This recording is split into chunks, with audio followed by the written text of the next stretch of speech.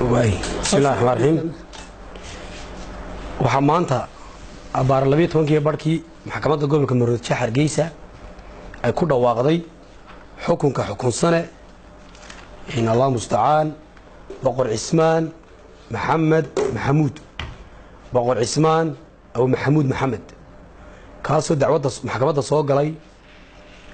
25 bishii Afraad 2018 ee diisu timi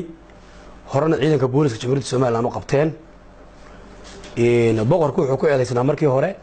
qodobada 219 paragraph 2 oo ujeedadiisu tahay in taariikhdu markay ahayd 15 bishii Afraad 2018 isagoo ku sugan degmada Carmo ee maamul goboleedka Puntland ee Soomaaliya uu khudbad ka jeediyay oo ku dhaleecaynayo ciidamada qaranka Jamhuuriyadda Soomaaliland ee gudanaya waajibaadkooda dastuuriga ah isla markaana ku sugan xuduudda hore ee jiida hore ee Tukaraq kuwaas uu leeyahay looma baahna inay ku sugnaadaan xuduudda ee waxa haboon isla markaana muusaha cusub aan ugu baaqaynaa inuu ciidanka dib ula baxo eedo kuwa taasay ahayd eedda labaad waxay ahayd qodobka 328 taasoo ahayd inuu been ka sheegay shacabka Jamhuuriyadda Soomaaliland madaxweynaha qaranka Jamhuuriyadda Soomaaliland iyo madax dhaqameedka Soomaaliland oo dhan oo uu yiri inaan kelmadaha yiraahdo isla markaana aan tago Soomaaliya gaar ahaan Puntland waxa ii fasaxay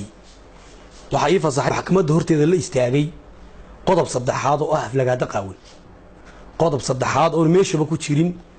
iyadoo marka horeba lala ciirciirayo oo loo taaglayay sida loo dhageysan la eediisan isku raran ayuu qodob saddexaad meeshii ka dhaliyay isagoo si jees oo kibir ka muuqdo maadaama damaanad ku maqnaa u hadlaya oo yiri laamaha cadaalad iyo garsoorkuba wax cadaalad ma qaadayaan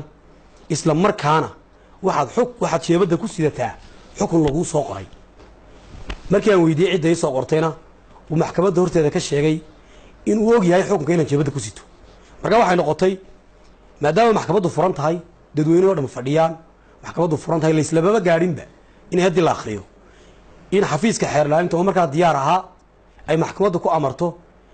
inay isna qodobka ugu daraan eedda contempt of court maadaama jees iyo dhaleecayn maxkamadda horteeda la yimid sharciga inuu ka sareeyo isu qaatay isagu inuu sharciga ka sareeyo oo isu qaatay damaanadna markii hore dibadda ugu joogay wax ka keenayaan uu taama garanayo isaga og marka waxa loogu daray qodobka 270 oo ah aflagaada qaawan ku sameeyay garsoorka dhammaan bahda cadaaladda Jamhuuriyadda Soomaaliland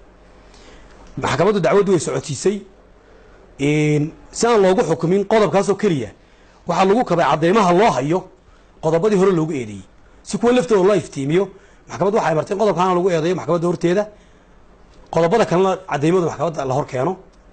maxkamaddu waxay ku xukuntay markaa 5 sano xadhig ciqaabeeda maxkamaddu waxay u dhageystay dacwadaasi feero furan isagoo contempt of court galay ayaan haddana chance u siinay in lagu cadeeyo kuwan kale iskala difaaco waxay maxkamaddu ku xukuntay 5 sano xadhig ciqaabeeda oo looga soo kala qaaday qodobka 270 jeeska